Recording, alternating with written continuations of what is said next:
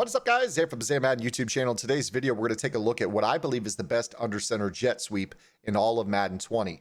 But before we do that, guys, please do me a favor and hit that subscribe button. Also, make sure you guys take the time to hit that notification bell so you don't miss any of the uploads coming your way here daily on the Madden YouTube channel. If you guys want to watch me play Madden live, you guys can find me on my Twitch channel, twitch.tv/ZanMadden. The link is in the description, as is a link for my ebook bundle, where you guys can have access to my full comprehensive 3-4 bear defense that stops the run, stops those rollout corners, gets pressure on the quarterback, and is off the beaten path of those blitz everyone metas that everyone else runs in all their formations. This is a defense I've been running since day one of the year, and it has not failed me all year long. And you guys can have that in addition to the single back wing tight U, and wing tight Z ebook, all at that link. Upon checkout, you will get every single video sent directly to your email. Okay, guys, without further ado, let's get into today's video. I want to talk about what I believe is the best jet sweep in Madden 20. You guys can take the principles that I'm going to teach you here in this video and look for other jet sweeps like it. We are actually in that Washington Redskins offense here in this particular video. This is my favorite offense in the game right now. I run the single back wing tight U, and wing tight Z, as I mentioned already, but we're going to be taking a look. I've been kind of looking for some secondary formations that I want to run myself, particularly some stuff that, I can mix in first possession out of half, or maybe some short yardage scenario stuff where I can kind of like throw them off just a little bit. And one thing I was looking at was this single back doubles off close. And I really, really like this formation. It's really solid. I've run into it a couple times online and head to head, and the players that have run it well give me a lot of trouble. And it's just been something that I haven't looked at nearly as much as I probably should have. And when I was looking at it, I noticed that this jet sweep is really, really good. And the main reason that this jet sweep is so good is I want you to look at the tight end position. The tight end is right here in this formation.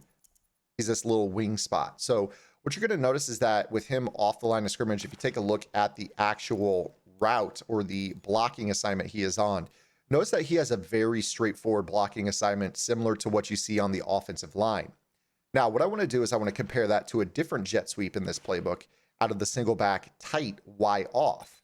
And this is another formation. It's the same personnel, one running back, one tight end, 3 receivers on the field. And you'll notice that it also has a jet sweep. But the difference between this is that that same tight end spot, Disley, his blocking angle on the jet sweep in this formation is actually kind of a hook block, meaning that they are leaving the edge player unblocked in this type of look. So what I'm going to do is I'm going to choose random play. And what I want you to notice is that this is actually a zone weak blocking scheme, meaning that it's kind of tagged with the running back running an inside zone to the left side while the jet sweep is running across to the right side, meaning that the player that we're actually going to leave unblocked on this play is the outside linebacker on the right. So if you guys have run jet sweeps this year, you probably have wondered, why is the outside linebacker not being blocked? And is this a bug? Is this something that EA messed up? And the answer is actually no. It's not something that EA's messed up. It's that because there is a zone weak with this auto motion where they actually hand the ball to Chris Carson, what they are trying to mimic is what the Rams do in real life. They run that jet sweep, 11 personnel. They run more 11 personnel than almost anyone in all of football, and they do it mostly under center. They have a very, very low shotgun rate. In order to do this and have an established run game under center, they have to basically run their stretch, their inside zone, their outside zone, and they mix in a lot of motion, misdirection, jet sweep handoffs to hold that backside linebacker from crashing down on the weak zone. So what ends up happening is the way that they mimic it in Madden is they basically dice roll the outside linebacker. If you don't know what a dice roll means, it means that you don't have control over it. Basically, the game determines, based off of this, we're going to have him crash or we're going to have him stay home. And that's why sometimes you'll run the jet sweep and it looks great, and other times you'll run it and it gets blown up for a loss. You see right here, it actually blocked okay. And again, I'm in random defense right now. Apologize for that notification there. Somebody just followed the YouTube or the Twitch channel, so thank you for that follow. But let's go ahead and keep talking about this here. We're going to keep talking about how the edge player sometimes is unblocked. Now, it's great when they block it up because you want to be able to get to the outside, yada yada. But a lot of times you find that these types of jet sweep animations are just a little bit unreliable because they leave guys unblocked very often on the edge.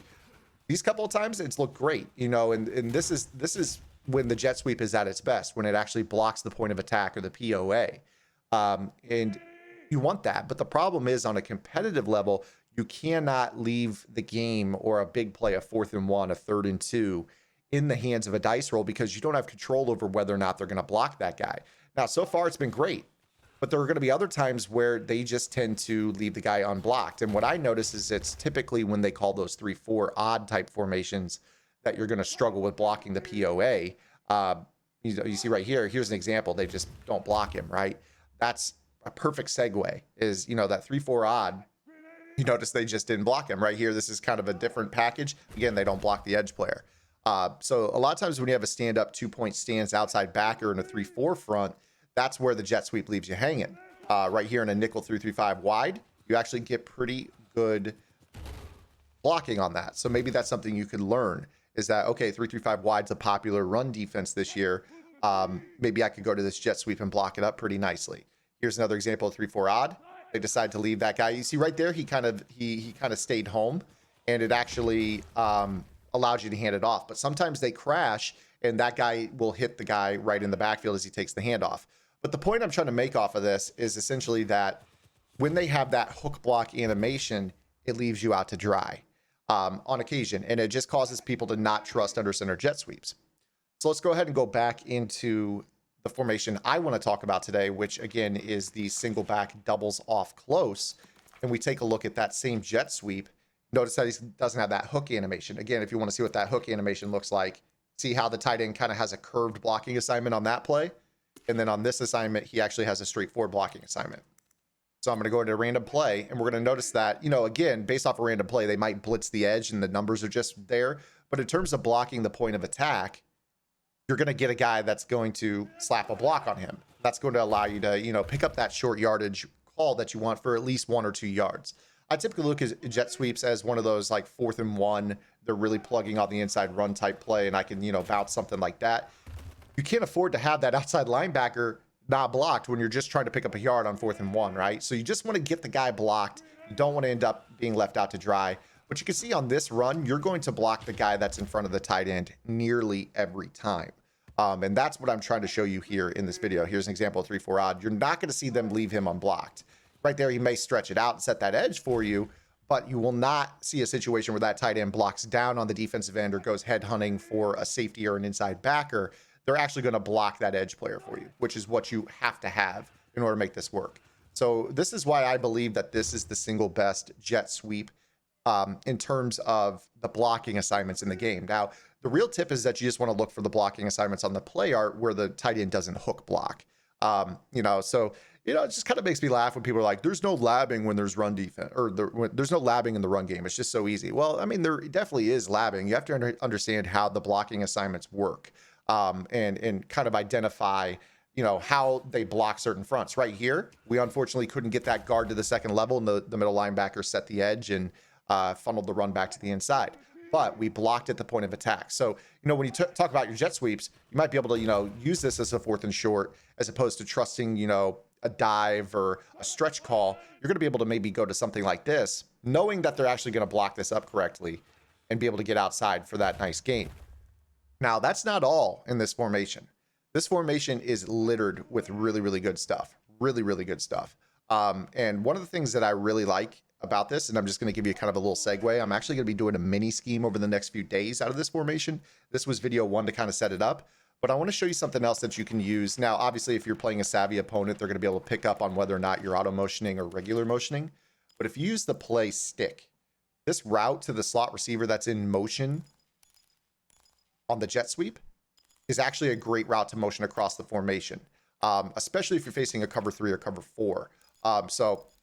If I were to go ahead and choose this play again here. Again, we're in the single back doubles off close. The play we're looking at is the jet sweep, and now we're mixing in stick with the same motion. But if you face somebody who runs, let's say they're worried about the jet sweep and they go to a 4-4 or something like that, right? This is where you could go to this type of action where you start to motion this guy across on his little stick route over the middle. And you're going to be able to snap this as a motion hike throw to the outside. You're going to see right here, if I just start spamming the button, or, you can let him set and then you kind of throw the ball out there. You can click on and, rat catch that for an easy score against a cover 3. as long as they have a linebacker in the purple zone. If it's a safety or a nickel corner in that purple zone, you can't trust it as much. But if you're facing that cover 3, you're going to be able to do this motion. And I'm going to try to get the motion snap here. You want to try to start spamming it. You see right there, that's going to allow you to kind of click on and rack it up the field. They're going to have to play press coverage on that. And then when they go to the press coverage, that's going to result in some one-play score type plays. But this is just the tip of the iceberg when it comes to this formation. And when we talk about scheming, people always say, Zan, how do you scheme? You have to make everything look the same. So if you're going to use the jet sweep, you have to have plays that utilize motion of this receiver to hold your opponent honest. If you don't, they're going to know that every single time you go to the jet sweep, they're basically going to end up playing the run. Well, now if you have a play that is actually a quick pass to that player, you're going to be able to kind of, keep them honest where it's like, okay, well, they might be throwing here. So, you do something like that. And again, if they're playing press coverage, you're going to end up being able to throw some one-play scores down the seam against that cover 3, especially when they roll up in press coverage, because they're not going to be able to handle, that B receiver getting that free release outside. And that's going to end up resulting in you being able to throw some of those outside pass leads for those one-play scores. You see right there, Earl Thomas not getting there. If they're in press coverage, he's going to be even lower. That makes it even further for him to run. So I don't want to spoil too much of what's coming in the next few days, but this, again, is in my Washington Redskins playbook, my favorite, most underrated, unique playbook in the game. It makes me so sad that they moved on. I mean, obviously, the Redskins as a franchise, they want to win games, but unfortunately, the Gruden offense is not here in the Redskins playbook anymore. So I'm kind of living my last few glory days of Madden 20 in this offense, and I wanted to show you guys something. Again, guys, we'll be scheming out of this formation over the next day or two. I'm excited to bring you a lot of stuff out of this. There's a lot to like in this. So if you like the video, please make sure to give it a thumbs up. If you have any questions, comments, concerns, or complaints, as always, drop them below. Love you guys. We'll see you guys tomorrow with our next video. Until then, this is Zan. Get in the lab, and good luck.